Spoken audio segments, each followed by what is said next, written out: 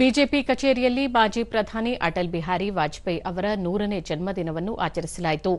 ಈ ವೇಳೆ ಅಟಲ್ ಬಿಹಾರಿ ವಾಜಪೇಯಿ ಅವರ ಭಾವಚಿತ್ರಕ್ಕೆ ಗಣ್ಯರು ಪುಷ್ಪನಮನ ಸಲ್ಲಿಸಿದರು.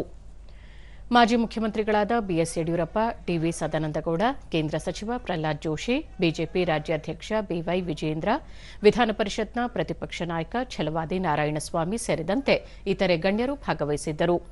ಕಾರ್ಯಕ್ರಮದಲ್ಲಿ ಅಟಲ್ ಬಿಹಾರಿ ವಾಜಪೇಯಿ ಅವರ ಗುಣಗಾನ ಮಾಡಲಾಯಿತು. ಈ ಕಾರ್ಯಕ್ರಮ ಕುರಿತು ಬಲೋ ಭಾರತ್ ಮಾತಾ ಕಿ, ಬಲೋ ಭಾರತ್ ಮಾತಾ ಕಿ, ವಾಜಪೇಯಿ ಅವರಿಗೆ, ಶ್ರೀಯುತ ರಾಮಚಂದ್ರೇಗೌಡ ಅವರಿಗೆ. ಪ್ರಹ್ಲಾದ್ ಜೋಶಿ, ಮಾಜಿ ಪ್ರಧಾನಿ ಅಟಲ್ ಬಿಹಾರಿ ವಾಜಪೇಯಿ ಅವರು ಕೇವಲ ರಾಜಕಾರಣಿಯಾಗಿರಲಿಲ್ಲ, ಅವರು ಕವಿ, ವಾಗ್ಮಿಯಾಗಿದ್ದರು. ಅವರು ರಾಜಕಾರಣಕ್ಕೆ ಬಂದಿದ್ದು ಆಕಸ್ಮಿಕವಾಗಿ. ಶ್ಯಾಮ್ ಪ್ರಸಾದ್ ಮುಖರ್ಜಿ ಅವರು ಹಿಂದಿ ಉತ್ತಮವಾಗಿ ಮಾತನಾಡುತ್ತಿದ್ದ ವ್ಯಕ್ತಿ ಬೇಕು ಎಂದು ವಾಜಪೇಯಿ ಅವರನ್ನು ರಾಜಕೀಯಕ್ಕೆ ಕರೆತಂದರು. ಪ್ರತಿ ಹಂತದಲ್ಲಿಯೂ ನಮಗೆ ಅವರು ಮೇಲ್ಪಂಕ್ತಿ ಹಾಕಿಕೊಟ್ಟಿದ್ದಾರೆ ಎಂದು ಬಣ್ಣಿಸಿದರು. ದೇಶದ ಚಿಂತನೆಯಲ್ಲಿಯೇ ಅವರು ಜೀವನವನ್ನು ನಡೆಸಿದ್ದು ನಮ್ಮೆಲ್ಲರ ಮುಂದೆ ಬಹಳ ಸ್ಪಷ್ಟವಾಗಿ ಎದ್ದು ಕಾಣುತ್ತದೆ.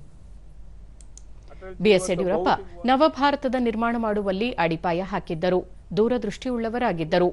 ಭಾರತವನ್ನು ಸದೃಢ, ಸಶಕ್ತ, ಸ್ವಾವಲಂಬಿ ಮಾಡುವ ಕಲ್ಪನೆಯನ್ನು ಹೊಂದಿದ್ದರು. ರಾಜಕೀಯ ಗಡಿಗಳನ್ನು ಮೀರಿ ದೇಶದ ವಿಕಾಸಕ್ಕೆ ಜೀವನ ಮುಡುಪಾಗಿಟ್ಟಿದ್ದರು. ಕವಿಯಾಗಿದ್ದರೂ ಸಹ ದೇಶದ ವಿಷಯಕ್ಕೆ ಬಂದರೆ ಕಠಿಣ ತೀರ್ಮಾನ ಕೈಗೊಳ್ಳುವಲ್ಲಿ ಹಿಂದೇಟು ಹಾಕಿರಲಿಲ್ಲ ಎಂದರು.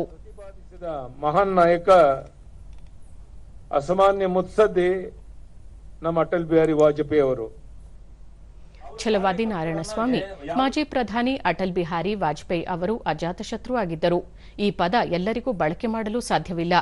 ಅಜಾತಶತ್ರು ಎನ್ನುವುದು ಅವರಿಗೆ ನೀಡುವ ವಿಶೇಷ ಗೌರವವಾಗಿದೆ. ವಾಜಪೇಯಿ ಅವರು ಒಳ್ಳೆಯ ವಾಗ್ಮಿಯಾಗಿದ್ದರು ಎಂದು ಹೇಳಿದರು. ಪಕ್ಷದ ಸಂಘಟನೆ ಇನ್ನಷ್ಟು ಬಲಗೊಳ್ಳಬೇಕಿದೆ. ಈ ನಿಟ್ಟಿನಲ್ಲಿ ನಾವೆಲ್ಲ ಕಾರ್ಯೋನ್ಮುಖರಾಗಬೇಕು.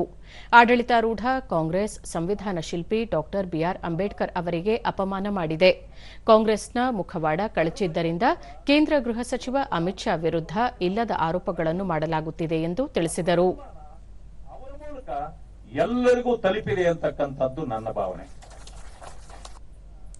ಡಿವಿ ಸದಾನಂದಗೌಡ, ಪೋಖ್ರಾನ್ ಅಣು ಬಾಂಬ್ ಪರೀಕ್ಷೆ ನಡೆಸಿದ ಅಟಲ್ ಬಿಹಾರಿ ವಾಜಪೇಯಿ ದೇಶದ ಸಾಮರ್ಥ್ಯವನ್ನು ತೋರಿದ್ದರು. ದೇಶದ ಅಭಿವೃದ್ಧಿಯಾಗಬೇಕಾದರೆ ಗ್ರಾಮಗಳು ಅಭಿವೃದ್ಧಿಯಾಗಬೇಕು ಎಂಬುದನ್ನು ತಿಳಿಸಿದ್ದರು. ಭಾಷಣದಿಂದ ದೇಶ ಕಟ್ಟುವ ರಾಜಕಾರಣ ಮಾಡುವ ಬದಲು ಕೆಲಸದ ಮೂಲಕ ದೇಶ ನಿರ್ಮಿಸುವ ಕೆಲಸ ಮಾಡಿದ್ದರು. ಐಟಿ ಬಿಟಿ ಕಂಪನಿಗಳಿಗೆ ಹೊಸ ಅಧ್ಯಾಯ ಬರೆದರು.